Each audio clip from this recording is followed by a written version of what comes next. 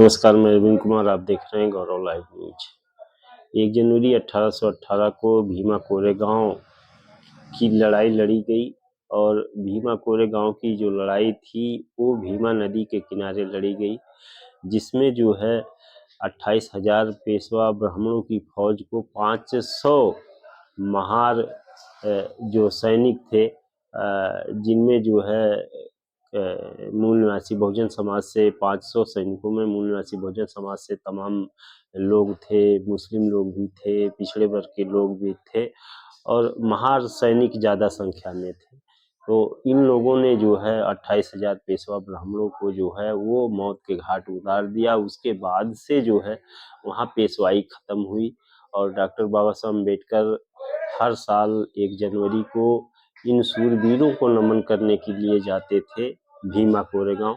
और भीमा कोरेगांव की जो लड़ाई थी, उन्होंने इस लड़ाई को जो है एक प्रेरणा के तौर पे उन्होंने लिया था और इसी वजह से वो हर साल भीमा कोरेगांव जाते थे। डॉक्टर बाबा साहब अम्बेडकर पुणे में जो है वो उन्होंने एक वह जो है एक बहुत बड़ी वहाँ यूनिवर्सिटी स्थापित करना चाहते थे। इसके लिए बाकायदे उन्होंने 41 एकड़ की ज़मीन भी खरीद ली थी, लेकिन जिस तरह से डॉक्टर बाबा साहब अम्बेडकर का 1956 में जो है देहांत हो जाता है, वो परिनिर्वाण हो जाता है, उसके बाद से जो 41 एकड़ ज़मीन थी उसको माई साहब अम्बेडकर ने जो है उसको बेच दिया।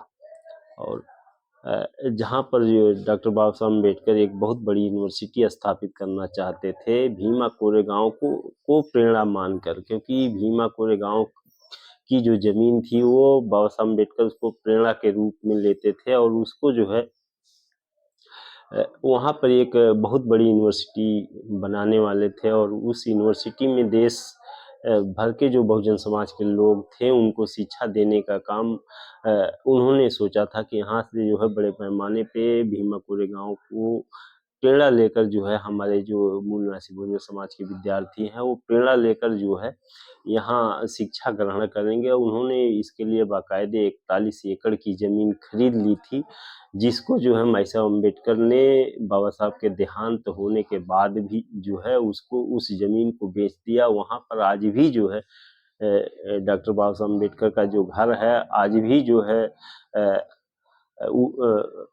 वर्तमान में भी जो है वो वहाँ पर जहाँ बाबा साहब अम्बेडकर रुकते थे वह घर आज भी उसी हालात में है जब डॉक्टर बाबा साहब अम्बेडकर वहाँ जाया करते थे। वहाँ के कुछ लोगों से पता चला कि यहाँ डॉक्टर बाबा साहब अम्बेडकर आते थे और जो है यहाँ पुणे में वो बहुत बड़ी यूनिवर्सिटी जो है स्थापित करना चाहते थे। वहाँ जो है मूल निवासी बहुजन समाज के जो छात्र थे उनको बड़े पैमाने पे वो शिक्षा देना चाहते थे, लेकिन जिस तरह से डॉक्टर बाबा साहब अम्बेडकर का देहांत जो है परिनिर्वाण 6 दिसंबर को 1956 को हुआ, उसके बाद माई साहब अम्बेडकर ने जो है उस ज़मीन को बेच दिया। आखिर इसमें जो है माई साहब की जो भूमिका है वो संदिग्ध नज़र आती है, क्योंकि जिस ज़मीन को डॉक्टर बाबा साहब अम्बेडकर ने जो है वो यूनिवर्सिटी के लिया था, उस ज़मीन को माई साहब ने जो है वो चुपके से बेच दिया। इससे जो है प्रोफेसर विलास खरात ने जो है इस पर एक डॉक्टर बाबा साहब अम्बेडकर की हत्या क्यों हुई एक किताब लिखी है। इससे भी जो है उनकी भूमिका संदिग्ध लगती है,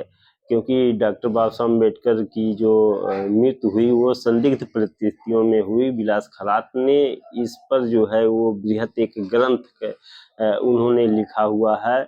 उन्होंने जो है उसमें बारीकी से जब आप उसको पढ़ेंगे तो बारीकी से उन्होंने जो है सारा खोजबीन किया है कि डॉक्टर बाबा साहब अम्बेडकर की जो हत्या थी वह एक साजिश थी और उस साजिश में जो है माई साहब अम्बेडकर की भूमिका संदिग्ध थी। अगर डॉक्टर बाबा साहब अम्बेडकर जीवित रहते तो आज वहाँ जो है आपको एक बहुत बड़ा जो है यूनिवर्सिटी देखने को मिलता। अगर वहाँ पर आज एक यूनिवर्सिटी 41 एकड़ में यूनिवर्सिटी स्थापित हो जाता तो सोचिए भारत में कितनी बड़ी क्रांति हो सकती थी। लेकिन उस क्रांति को जो है कहीं ना कहीं जो है वो जो शासक वर्ग के लोग थे, जो ब्राह्मणी मनुवादी विचारधारा के लोग थे। उन्होंने जो है जिस तरह से डॉक्टर बाबा साहब की अम्बेडकर की हत्या हुई, उसके बाद से जो है परत दर परत उन्होंने जितने भी जो है संस्थान बहुजन समाज के लिए बनाए थे, उन पे जो है ब्रह्मवादी लोगों का कब्जा होता गया। और ये 41 एकड़ की जो जमीन थी, उसको आखिर जल्दबाजी में माई साहब अम्बेडकर ने जो है बेचकर क्या साबित करना चाहा। इससे आप समझ सकते हैं कि आखिर माई साहब अम्बेडकर ने जो है बाबा साहब की जो धरोहर थी, बाबा साहब जो बहुजन समाज के लिए करना चाहते थे, उसको जो है माई साहब अम्बेडकर ने जो है इतनी जल्दबाजी में आखिर क्यों उसको बेच दिया।